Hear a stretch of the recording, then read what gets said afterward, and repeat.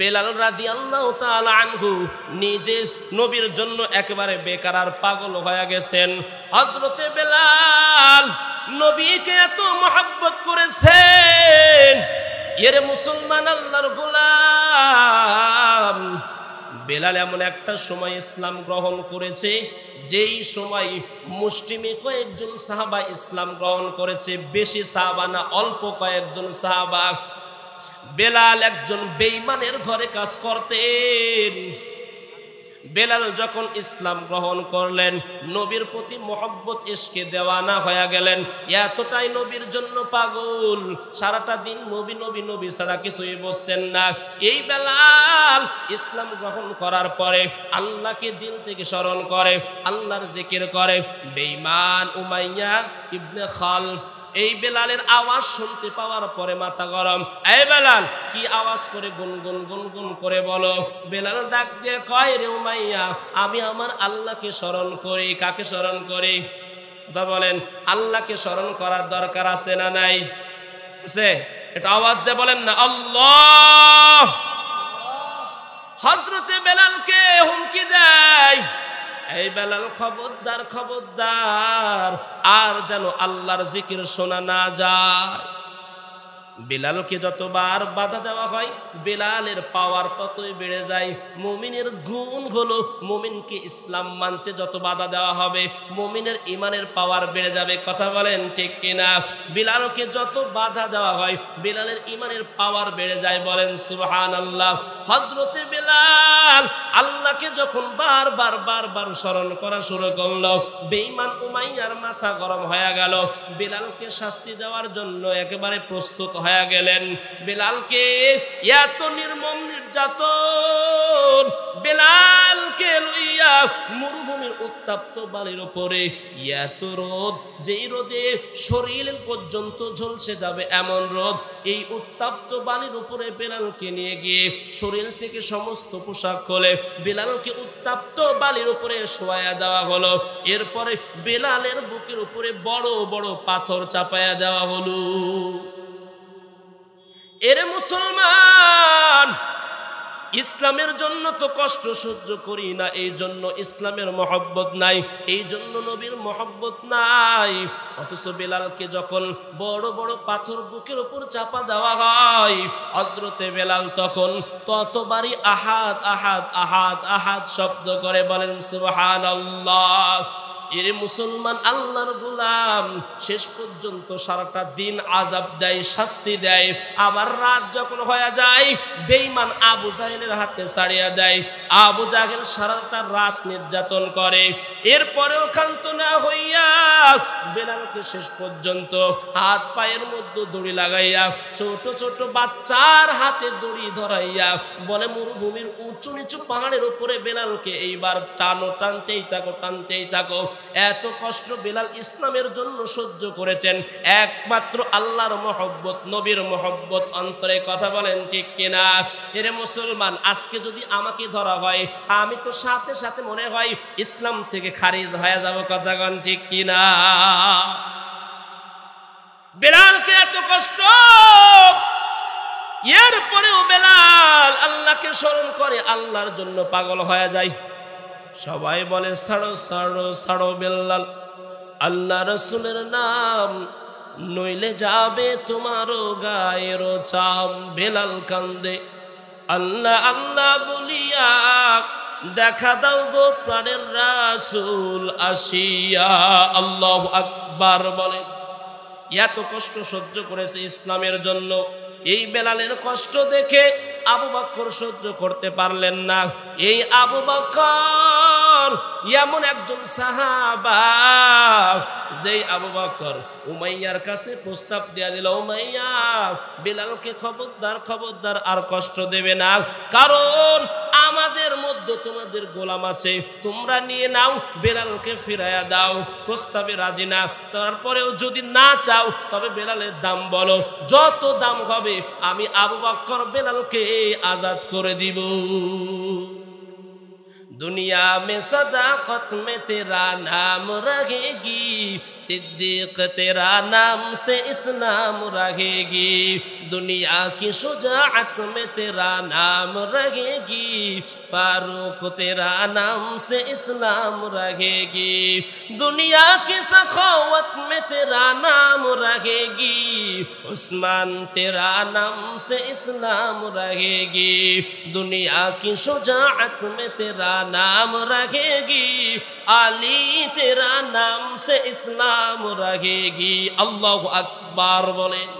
এরে মুসলমান আল্লাহর গোলাম, এই আবু বকর নিজের সম্পদের কথা চিন্তা করলেন না, চিন্তা করলেন বেলালকে কেমনে আজাদ করা যায়। কোন মুসলমান কষ্টের মধ্যে থাকবে এটা অন্য মুসলমান সহ্য করতে পারে না। আজকে আমার সামনে আমার প্রতিবেশী না খায় পড়ে আছে না নাই? জীবনে কোনোদিন ঘুরে তাকায় না। নিজে বাঁচলে বাপের নাম, কথা গান ঠিক, নিজে বাঁচলে কার নাম? বাপের নাম। অন্য খাক না খাক এইটা দেখার নাই। অথচ নবী বলেন 5টা আমল যদি কেউ করে তার জন্য জান্নাত আকৃষ্ট হয়ে যায়। সুবহানাল্লাহ কোন 5টা আমলের কথা বলবো, কিন্তু তার আগে একটু ঝামেলা পাকাবো। শুনবেন তো 5টা আমলের কথা? সব নেওয়ার দরকার নাই, 5টা আমলের কথা বলবো, এইটাই পুঁজি করে নিয়ে যাবেন। পারবেন না ইনশাআল্লাহ? এর আগেই আপনাদের একটু ঝামেলা করব, এর আগেই আপনাদের একটু ঝামেলা করব। কেমন ঝামেলা? এটা ঝামেলা হয়তো অনেকে মনে করবে, কিন্তু ওমর মনে করেন নাই, আবু বকর মনে করেন নাই। কারণ আমার আপনার নবী কোনো একটা যুদ্ধের জন্য চাঁদা চাইলেন, এই সাহাবা সামর্থ্য অনুযায়ী যার যেটা আছে আমার দরবারে হাজির করো। সঙ্গে সঙ্গে ওমর আবু বকর দৌড় দিয়ে ঘরের ভেতর চলে গেলেন। আবু বকর ঘরের সমস্ত সম্পদ নবীজির সামনে উপস্থিত করলেন। সুবহানাল্লাহ। ওমর চিন্তা করলেন আজকে আবু বকরের চাইতে বেশি আমলের দিকে আগায় যাব। ওমর ঘরের সম্পদকে 2টা ভাগ করলেন, একটা পরিবারের জন্য রাখলেন, একটা নবীর সামনে উপস্থিত করলেন। নবী ডাক দেয়া বলে, আবু বকর কি নিয়ে আসছো? সুবহানাল্লাহ। আবু বকর ডাক দেয়া বলে, নবী আমার ঘরের ভিতরে যত সম্পদ সবগুলো আপনার কাছে হাজির করেছি। সুবহানাল্লাহ বলতেন না? নবী বলে, আবু বকর ঘরের জন্য কি রাখছো? আবু বকর ডাক দেয়া বলে, নবী আমার ঘরের মধ্যে আল্লাহ এবং আল্লাহর রাসূলকে রেখে এসেছি। এই জন্যই নবী তো বলেছেন কোন বান্দার কাছে একদিনের খাবার আছে, অথচ এই একদিনের খাবারের চিন্তা নিজের চিন্তা না করে যদি দান করে দেয়, আসমান থেকে একজন ফেরেশতা এসে ডাক দেয়া বলে, ও আল্লাহর বান্দা তুমি এখন নতুন করে তোমার আমল শুরু করো, কারণ ওই যে একদিনের খাবার তুমি দান করে দিয়েছো, আল্লাহ যার কারণে তোমার জিন্দেগির তামাম গুনাহ খাতা মাফ করে দিয়েছে। নবী ডাক দেয়া বলে, ওমর কি উপস্থিত করেছো দেখাও। ওমর ডাক দেয়া বলে, নবী আমার ঘরের মধ্যে যত সম্পদ ছিল 2টা ভাগে ভাগ করছি, একটা আপনার সামনে উপস্থিত করেছি, একটা ঘরের ভেতরে রেখে এসেছি। এরে মুসলমান, সাহাবায়ে কেরামকে বলার সাথে সাথে নিজের খাবারের চিন্তা করে নাই, নিজের স্ত্রী সন্তান কি খাবে চিন্তা করে নাই, নিজের মা বাবা কি খাবে চিন্তা করে নাই। একটাই চিন্তা, সম্পদের বিনিময় হলেও জান্নাতের মালিক হতে চায়। এই জন্যই তো নবী একদিন বয়ানে বসেছেন, সাহাবায়ে কেরাম সামনে, এই যে আপনারা সামনে আছেন না, নবী বয়ান করে বলে, আমার একজন সাহাবা এত দামি এত মর্যাদাওয়ালা, যেই সাহাবার জন্য জান্নাত আকৃষ্ট হয়ে আছে, কখন ওই সাহাবা জান্নাতের মধ্যে যাবে বলেন সুবহানাল্লাহ। আবু বকর সহ্য করতে পারে না, ডাক দেয়া বলে, নবী এমন সাহাবা কোন সাহাবা একটু বলবেন? নবী আমার মুস্কি হাসি দিয়া বলে, আবু বকর এটা অন্য কেউ না, এটা একমাত্র তুমি। দাম বাড়ানোর মালিক কে? ওই যে আবু বকর দান করেছেন রে মুসলমান। নবীর কাছে ওই দিন জিব্রাইল আমিন উপস্থিত হয়ে গেছে, কম্বল শরীরে জড়ায়া। কি নবী ডাক দেয়া কয়, জিব্রাইল কি ব্যাপার, আজকে শরীরের মধ্যে কম্বল কেন?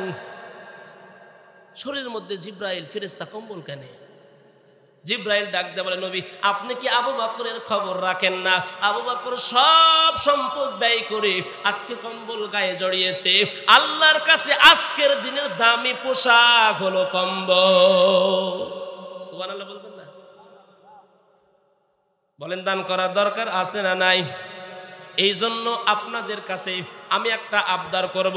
এই মজলিস থেকে আমি শুনেছি জালালাবাদের মানুষ খুব দান করে, বাস্তব। তো এই জন্য একটা আবদার করব, কে আছেন আল্লাহর বান্দা মসজিদের জন্য? নবী বলেন, মাম বানা লিল্লাহি মসজিদান বানাল্লাহু লাহু বাইতান ফিল জান্নাহ। যে ব্যক্তি দুনিয়ার মধ্যে একটা মসজিদ নির্মাণ করলো, আল্লাহ জান্নাতে তার জন্য একটা ঘর নির্মাণ করবে। কে আছেন এই মসজিদের জন্য? বেশি না, ছোট্ট আবদার করব, কয়েকজন ব্যক্তি 30,000 করে টাকা দেওয়ার মতো কে আছেন? আমার লাইগা কাঁদলি মাগো সারাটি জনম, কোথায় গেলে পাবো আমি এমন আপনজন? কোথায় গেলে পাবো আমি এমন আপনজন? কত রাত ঘুমাওনি মা গর্বে যখন আমি, কত কষ্ট সয়েছ জানে অন্তর জামি। কত রাত ঘুমাওনি মা গর্বে যখন আমি, কত কষ্ট সয়েছ জানে অন্তর জামি। চে আমার মুখের পানে মা, প্রিয় মা, চে আমার মুখের পানে জোড়াইতি দুই নয়ন, কোথায় গেলে পাবো আমি এমন আপনজন? কোথায় গেলে পাবো আমি এমন আপনজন? এ মায়ের কথা কি মনে হয় না? কি মায়ের কথা মনে হয় না? বলেন না একটু।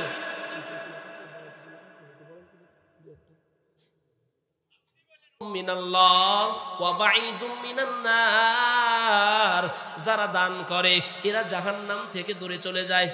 সুবহানাল্লাহ। জাহান্নামে যেতে চায় না, জাহান্নাম থেকে দূরে যেতে চায়।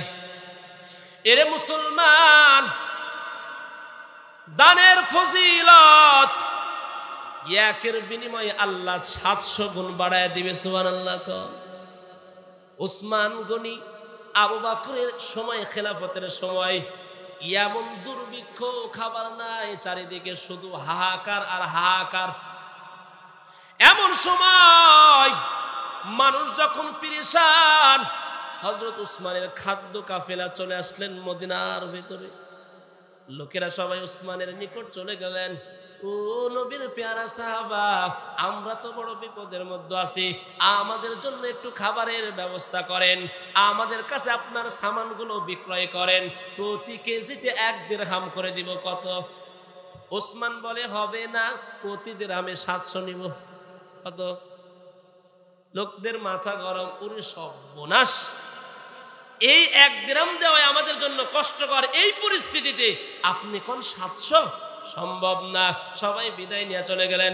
উসমান সবাইকে ডাক দিয়ে নিয়ে আসলেন, যাও সবগুলো নিয়ে যাও। লোকেরা ডাক দেয় বলে, উসমান একটু আগে 700 কমে দিবা না, এখন ফ্রিতেই দিলা কেন? এখন ফ্রিতেই দিয়ে দিছে। উসমান ডাক দিয়ে বলে, ও ভাই, এখন ফ্রিতে দেওয়ার একটাই কারণ, আল্লাহ কোরআনের মধ্যে বলেছেন যে 1 দেবে আমি তাকে দিব কত? 700। আমি আল্লাহকে 700 বিনিময়ে দিয়েছি। বলেন সুবহানাল্লাহ। এই হলো নবীর সাহাবা। এই জন্য দেরি করব না, এখনো যারা লেখায়নি জলদি করে একটু বলেন, বলেন, বলেন, জলদি করে বলেন। ভাই, প্রধান মেহমান চলে আসবে। এর কিছুদিন পর নবী কোথাও যেন তাড়াহুড়া করে যাইতেছেন। হযরতে আব্বাস রাদিয়াল্লাহু তাআলা আনহু স্বপ্নে দেখেন নবী এত তাড়াহুড়া করে কোথাও যাইতেছেন, ডাক দেয়া বলে নবী একটু তাসরি বাঁধবেন, ও নবী আপনার সাথে একটু কথা বলবো, সাক্ষাৎ করব।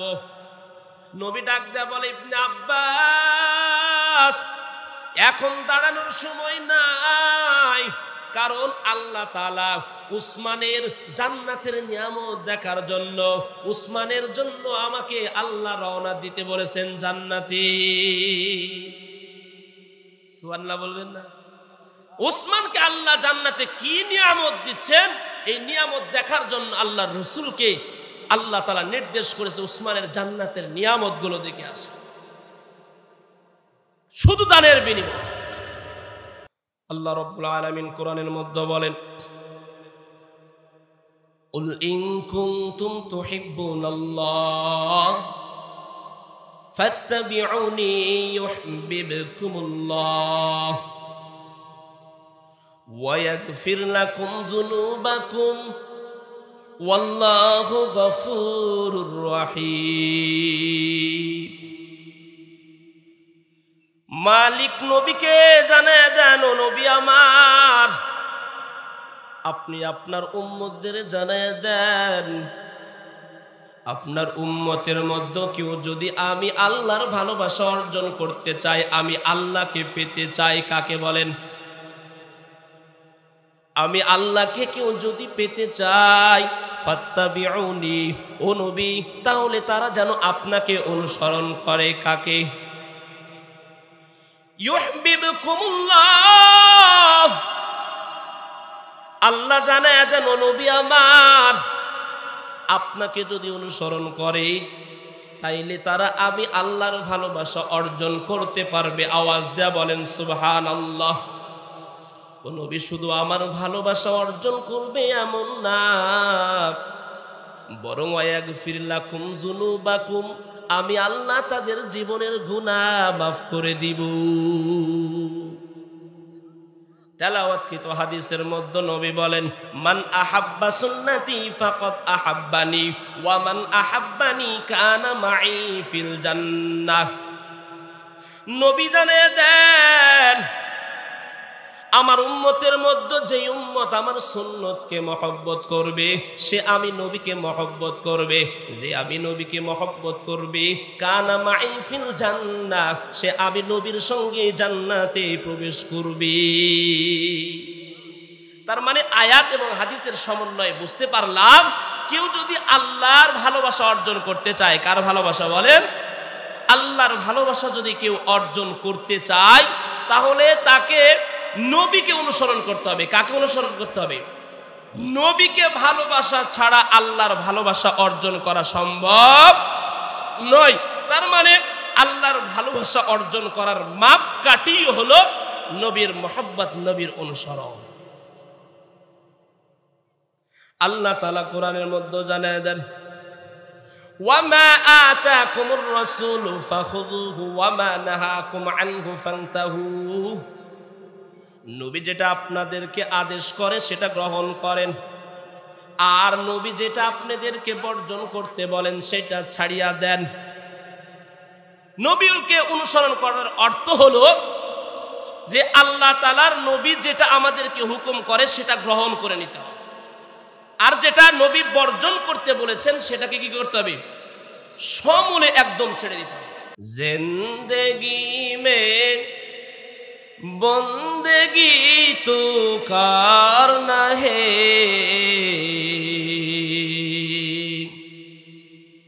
জিন্দেগি বে বন্দেগি শর্মিন্দা হে, জিন্দেগি বে বন্দেগি शर्मिंदा है। आए थे हम कुछ न कुछ खरीदने को,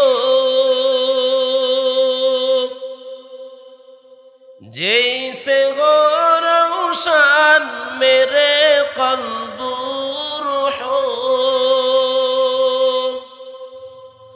वरना कोई चारा जहाँ में नहीं, वरना कोई चारा जहां में नहीं। जिंदगी में बंदगी तो करना है, जिंदगी बे बंदगी शर्मिंदा है, जिंदगी बे बंदगी शर्मिंदा है। दुनिया में हो दुनिया का तलबगार ना हो, बाजारों से गुजर हो खरीदार ना हो। ये दुनिया एक मिस्ले कागज फूल है, ये दुनिया एक मिस्ले कागज फूल है। जिंदगी में बंदगी तू करना है, जिंदगी में बंदगी शर्मिंदा है, जिंदगी बे बंदगी शर्मिंदा है। খারাপ লাগে ভাই? ভালো লাগে না? তো যাই হোক, আলোচনার দিকে আগায় যাই, কি বলেন? সময় যেহেতু কম। নবীকে মহব্বত করতে হবে। কাকে মহব্বত করতে হবে? আল্লাহর ভালোবাসা অর্জন করার জন্য মাপকাঠি হলো আল্লাহর রসুলকে মহব্বত করতে হবে। কেমনে মহব্বত করবেন? স্ত্রীর চাইতে কম না বেশি? সন্তানের চাইতে কম না বেশি? দুনিয়াওয়ালাদের চাইতে কম না বেশি? নবী হাদিসের মধ্যে জানায় দেন, ইন্নাহু লা ইউমিনু আহাদুকুম হাত্তা আকুনা আহাব্বা ইলাইহি মিন ওয়ালিদিহি ওয়া ওয়ালাদিহি ওয়ান নাসি আজমাইন। নবী হাদিসের মধ্যে বর্ণনা করেন, ও দুনিয়াওয়ালা মানুষ, যতক্ষণ পর্যন্ত স্ত্রীর চাইতে, সন্তানের চাইতে, বন্ধুর চাইতে, মার চাইতে, বাবার চাইতে, দুনিয়ার ব্যক্তিবর্গর চাইতে যতক্ষণ পর্যন্ত বেশি নবীকে মহব্বত না করবা, ততক্ষণ পর্যন্ত প্রকৃত মুমিন হতে পারবা না। ঘোষণা কার? এরে মুসলমান, আল্লাহর গোলাম, নবীকে মহব্বত করতে হবে রে মুমিন। কারণ আমার নবী এত দামি নবী, যেই নবীর তাসবিহ স্বয়ং আল্লাহ পড়েন, বলেন সুবহানাল্লাহ। আল্লাহ নবীরে ডাক দেয়া বলে, ও নবী, আপনি জানেন আপনার সম্মান কত বেশি, কত বেশি। নবী, দুনিয়ার সব মানুষ বানাইলাম আমি আল্লাহর জিকিরের জন্য, ইবাদতের জন্য। দুনিয়ার মানুষগুলি আমি আল্লাহর ইবাদত করে, জিকির করে। পাহাড় বানাইলাম, পাহাড়টা আমার তাসবিহ পড়ে। ও নবী, গাছ বানাইলাম, গাছ আমার তাসবিহ পড়ে। আসমান বানাইলাম, আসমানটা পর্যন্ত আমার তাসবিহ পড়ে। জমিন বানাইলাম, জমিনটা পর্যন্ত আমার তাসবিহ পড়ে। সবাই আমার তাসবিহ পড়ে নবী, কিন্তু আপনি এমন একজন দামি নবী, সবাই আমার তাসবিহ পড়ে আর আমি আল্লাহ, আমার পেয়ারা হাবিব, আপনার তাসবিহ পড়ি। চিৎকার দেয়া করো সুবহানাল্লাহ। ইন্নাল্লাহা ওয়া মালাইকাতাহু ইউসাল্লুনা আলান নবী ইয়া আইয়ুহাল্লাযীনা আমানু সাল্লু আলাইহি ওয়া সাল্লিমু তাসলিমা। কোরআনের আয়াত। আল্লাহ বলেন, নিশ্চয় আমি নবীর উপরে দরুদ প্রেরণ করি, আমার পুত পবিত্র ফেরেশতাগুলো নবীর উপরে দরুদ পড়ে। এরপর মানুষদেরকে ঘোষণা করে দিলাম, ইয়া আইয়ুহান নাস, হে দুনিয়ার মানুষ, শুধু আমি আমার ফেরেশতা নয়, বরং তোমরাও আমার নবীর উপরে দরুদ প্রেরণ করো।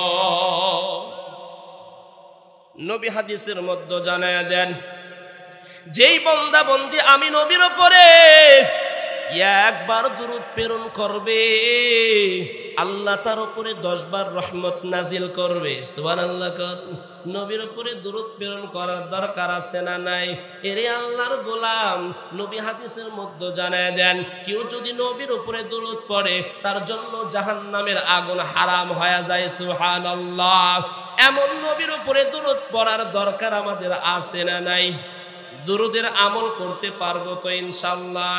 এরে আল্লাহর গোলাম, হাদিসের মধ্যে তেলাওয়াত করেছি নবীর সুন্নতকে মহব্বত করতে হবে, নবীকে দিল থেকে মহব্বত করতে হবে।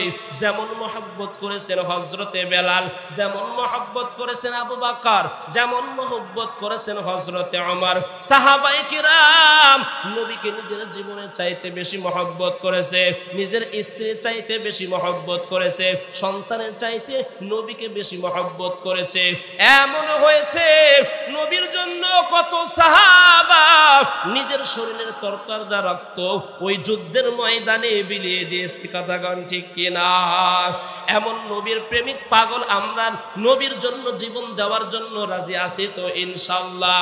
নবীর জন্য বেকার আর হব, কারণ যেই নবী আমার আপনার জন্য পাগল, নবী আমার সামনের গুনাহ মাফ, নবীর পিছনের গুনাহ মাফ, এরপরেও সারা রাত নবী নামাজে দাঁড়াইয়া নামাজ আদায় করিয়া পা মুবারক ফুলাইয়া নবী যখন দুআর মজলিসে চলে যাইতেন, নবীর দুআর শব্দ ছিল আল্লাহুম্মা উম্মতি, আল্লাহুম্মা উম্মতি। ও দয়ার মালিক, আমার উম্মতকে বাঁচান, আমার উম্মতকে বাঁচান। যেই নবী আমার উম্মতের জন্য পেরেশান, বলেন ওই নবীর জন্য পেরেশান করার দরকার আছে না নাই? দরকার আছে? কথা বলেন।